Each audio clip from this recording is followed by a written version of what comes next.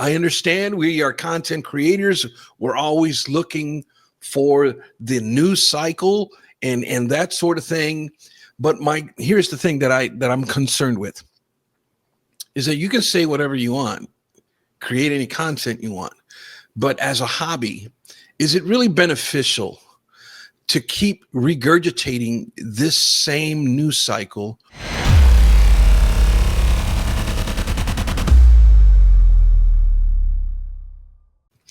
Hey, hello, and welcome, rookie card collecting friends. Victor, the rookie card specialist here, and I am officially downstairs in the basement. Yes, renovations are complete.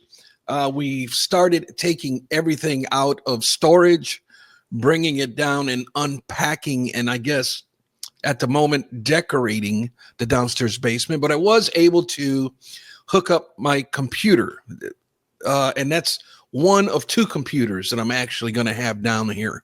Right now, I am sitting in the eBay store inventory / shipping and listing and all that good stuff.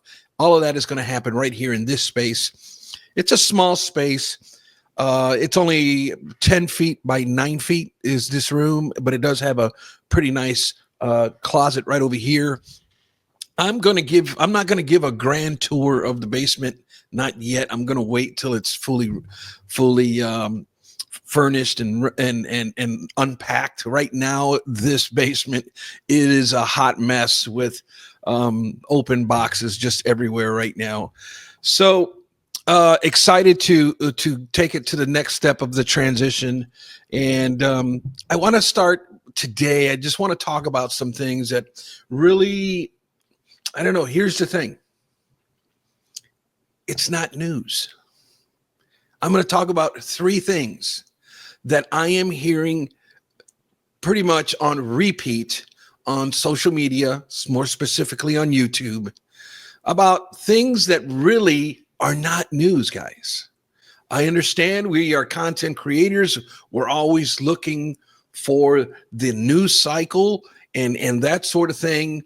But here's the thing that I'm concerned with is that you can say whatever you want, create any content you want, but as a hobby, is it really beneficial to keep regurgitating this same news cycle over and over again? And that's my biggest concern overall, is just things that, for example, let's just start with the first one. Victor Wembanyama cards are going to zero. Guys, that's not news. That's a no duh. That has been happening to card values for decades. As long as I can remember, going back to the 80s, that is the case. When you have a hot rookie, one that everybody's like pursuing, and they get injured, their cards 100% of the time are going to dip. It's not news. I know it's a good headline. I know it's great for views. I look at some of these videos like this that are titled this way. I mean, the views are going through the roof. Oh my goodness. And everybody's, we start speculating, what if this, what if it's serious? What if it's not? Listen, we're not doctors, man. We're not doctors. So we can hope for the best, but as far as speculating on card prices, guess what? They're going to go down. So I feel like I can speak on this only because I have spent or collected quite a number of Victor Wembanyama cards already. So I feel like I am invested in this, right? So I will say this. It's happened. It has always happened, this kind of thing. So I have two choices, right? I can sit on what I have, or I can double down.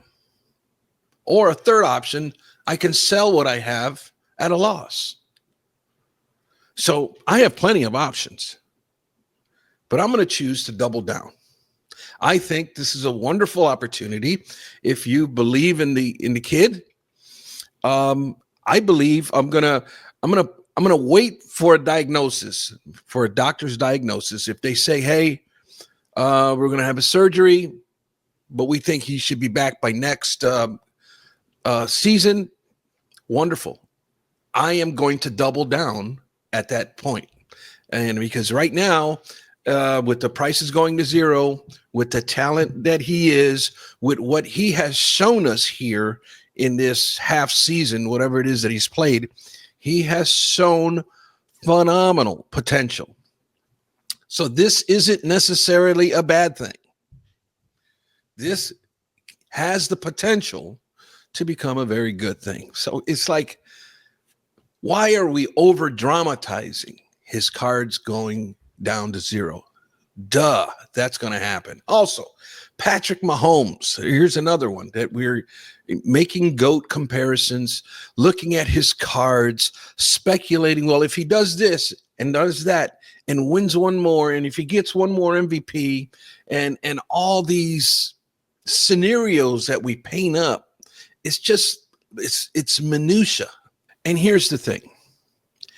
Typically, historically now, what is the human nature of collectors is that the cards dip of the losing quarterback in the Super Bowl. That's not news. That has been happening for decades. It's another thing we're over dramatizing. And lastly, I'll leave you with this one. High pop counts.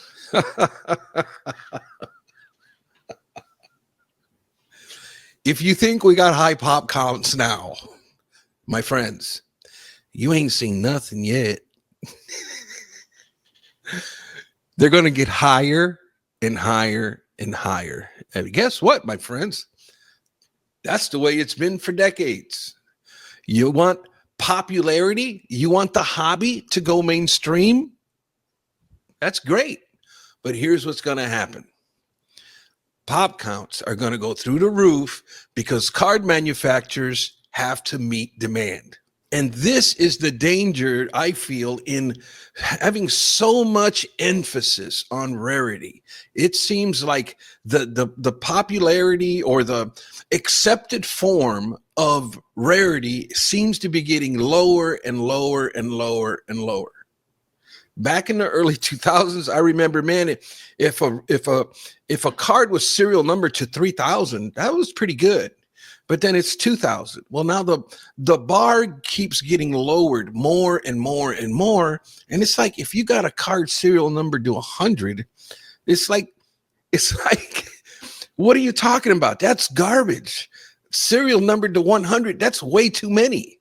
And I'm scratching my head going, because I'm comparing it to the year 2000, when this stuff really took off. And it's comical to me how the expectations are set so high, or the bar is lowered so much that now if it ain't numbered to 10 or less, you're a chump.